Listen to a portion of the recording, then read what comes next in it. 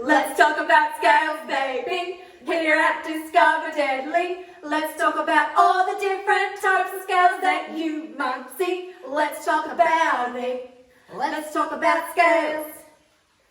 Scales are made of keratin. Reptiles are covered in scales. Reptile scales can be rough, smooth, uniform, patterned, speckled, flecked.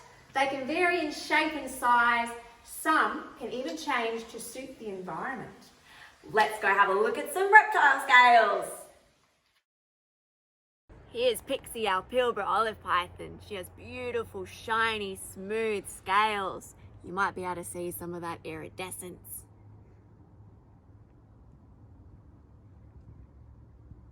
Rainbow scales.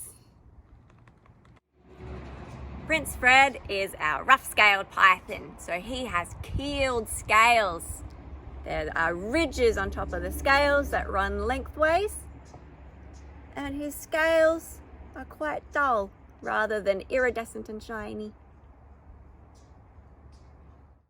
Dragons. Dragon scales are really rough, a little bit spiky, and they can change the colour of their scales or skin depending on what temperature they want to be at. So if they want to absorb more heat, they'll be really dark, and when they're nice and warm and don't want to absorb heat, they'll be much paler in colour. They can also make some of their scales under their beautiful beards go really dark if they feel threatened, or maybe if they're trying to impress a mate. Dragon skin. Awesome. Lizards. This is a beautiful king skink, and she has very small, shiny scales, really smooth to touch, and look how glossy they are in the light. Beautiful.